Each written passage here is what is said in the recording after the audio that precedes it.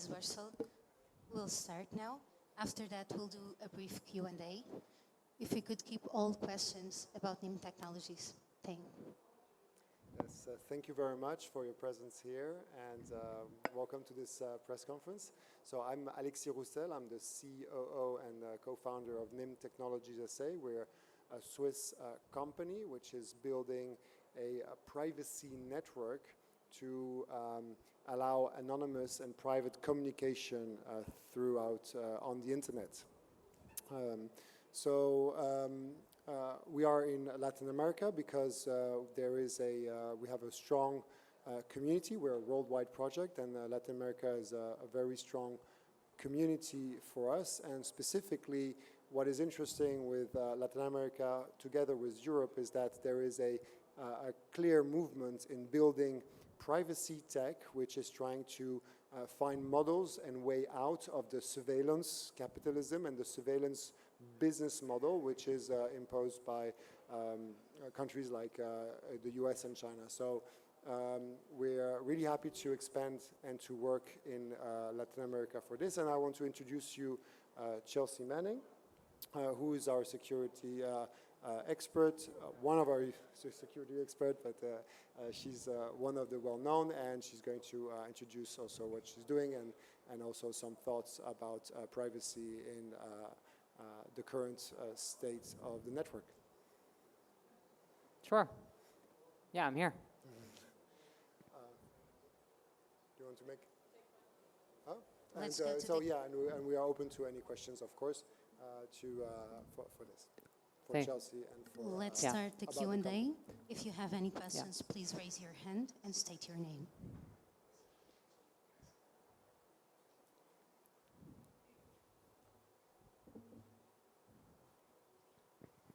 Hi, I'm Laura Martins. I'm from YT Media. I would like to ask you guys about the regulations for artificial intelligence, because we are running to this discussion in Brazil. So what do you think about and what will change? For which kind of surveillance? Hang on, just clarify. I couldn't quite hear that. Sorry, the regulations for artificial intelligence. Oh, for artificial intelligence. Okay, so I think regulations are important, especially when I think regulations are important, especially in the context of data collection for artificial intelligence. And obviously, I'm a strong believer in sort of like the regulatory authorities, like the GDPR, like in Europe, which is what I'm the most familiar with. I think that there's a while I'm generally supportive of it, I think that one of my concerns with any kind of regulatory authority, be it a regulation, a law that is or a bill that is passed, or a court decision, is that they can change, right? So one of the problems is that your privacy is essentially going through this like sea of different contexts and times in which data can sit in state but be beholden to a number of different standards and different approaches while still being the same data over an extended period of time. So I strongly support, while I believe in regulations, we can't depend on them. So we need to ensure that we have technical limitations that ensure the privacy of our data as we're browsing online, as we are dealing with our with large corporations, as we're dealing with government agencies, and as we're collecting that, and to make sure that there are technical limitations that make it difficult or at least very expensive to collect and to mishandle our personal private information and our metadata in this space. Next question, Hi, please. how you doing? I'm Charlie Taylor from the Business Post in Ireland. Just a quick question. I know that NIM is part funded by the EU, I believe. Isn't that right? You've got some funding from there. And I just wondered what your take was, I suppose, on the European reaction towards GDPR and towards data privacy versus the US in particular. There's quite a conflict there, it seems, in terms of the best approach to manage data. Could you touch on that, please? Yeah, I can talk about this. I think there is also within the EU, there's a really strong paradox right now. You have institutions that are trying to surveil and some that are trying to fight against surveillance, right? And the EU has a humanistic, let's say, tradition, which is more on the side which try not to surveil. And the US has another view, which is based on the tools that they produce. I think there's a fundamental thing that we will see, that a shift that we will see in how we treat data. In the US, the main constant is that data is a commodity. It can be monetized. We see regions like China and Russia where data is a public good, where it's the government, it's the society who's in charge of this data, but still the people are being stolen from their data. And in Europe, we hope to see data as being part of the individual. It's owned by the individual, and then the countries should develop norms to protect the digital integrity of the people, to protect the autonomy of the person. And we feel also that this is a match between Europe and Latin America in terms of a very humanistic digital approach to data. So, but still, this is a very long fight, and the internal fight between the one who wants to surveil and the one who wants to protect is very strong. Yes. Yeah, and I have some thoughts as well, which is that the United States has essentially for 15, not quite 20 years, but roughly 15 or so years, been giving Silicon Valley regulatory and legal carte blanche over this kind of information, and enabling their commodification of information, and then subsequently the government collects that information as well in sort of a symbiotic relationship. And I think that one of the things that has been very important with GDPR and with policies in Brazil and in other parts of the world is that any counter reaction or sort of international difference of opinion sort of enables a company or a country like the United States to have to rethink its policies and to have to defend itself. And because for a while there, especially with things like DMCA, any kind of data retention, or any kind of any kind of data collection or right to privacy things, like the U.S. was protecting the United States was protecting Silicon Valley companies in this realm. And I think that as the EU and as Brazil and as Mexico and other countries have built more of a regulatory apparatus, it's at least pushed back against some of that culture. So, and again, while I believe in technical limitations, I still believe that having a culture that is pro-privacy is to the benefit of the public, and I think that's also NIM's sort of general view as well. Yeah, and I will just add this point. Indeed, you mentioned that we are funded partly by the EU, and so it shows there's some other technologies like NIM that are privacy focused that have been funded by public sector, and it shows this kind of like a strange paradox within these institutions.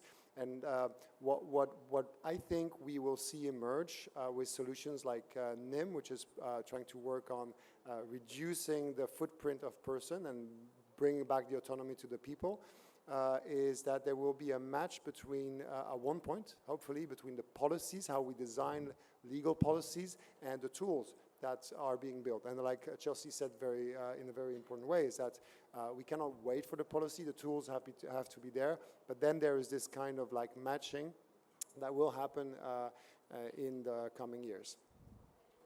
Let's go to our last question here. Hi. This morning, Chelsea, you mentioned two platforms that are based on privacy protection, Signal and Blue Sky. But they are both non-profit organizations. Correct. So which would be the path for profit or revenue for business to pursue privacy, but to to have a business model that is sustainable, for example, do you see this trend as a possible one? Sure. Well, I believe it must be possible. Otherwise, we will have a lot of problems. But I believe it's important to mention that, like, how can companies make profit and protect their users? Sure, and I want to just amend that. Blue Sky is actually a public benefit corporation, which is a for-profit corporation.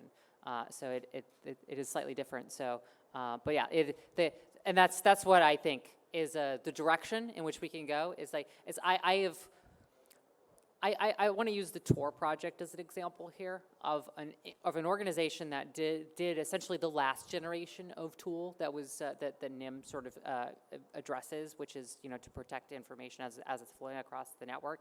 And one of the problems with Tor was that being a nonprofit, it had limited funds and constantly needed to fundraise, and it had to essentially seek grants, seek different relationships with academic institutions and in some instances governments, and because it didn't allow for investment or any kind of long-term relationship with a venture a venture capitalist firm or anything like that, it reached a point where they couldn't scale it up anymore, and they couldn't keep up with the computational capabilities. And I think that one of the reasons why I think NIM as a for-profit corporation and companies like Blue Sky are able to I think they're able to navigate better with in being able to dip into both worlds. They can accept donations. They can Signal accepts donations. They take in they accept donations and monthly donations quite regularly from their app. And then while they haven't worked out how they're going to monetize Blue Sky, much like NIM, we're building the tools and we're building the apparatus to be able to show a proof of concept, to be able to do something and to build something, and then and with far more investment than organizations like Tor could ever hope to achieve. Yeah, I want to chip in there in the sense that what is starting to appear in this privacy industry is that we see that the power of data is so important that actually if you as an individual or as an organization, you start to embrace privacy tools, you are much more in control of your processes, your own products, your own data. And we think that in the end, you will yourself be making more profits or will gain more profits for yourself with your own data. So there's actually in the end game, there is a benefit of using privacy systems because the profit will not be extracted by a large corporation, and it allows you to keep it.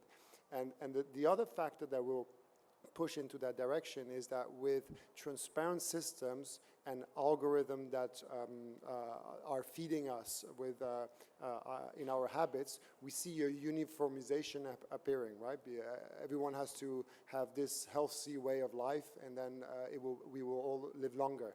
And what is interesting is that if we are in a private environment, it's a more risky environment because we are less subjective to algorithm, but this is also where you have the most innovation, and eventually profit only appears in innovative segments of the economy. So in the long run, I think the surveillance and the uniforming society will make less profit than the privacy-preserving society, which is a bit more risky. You have to be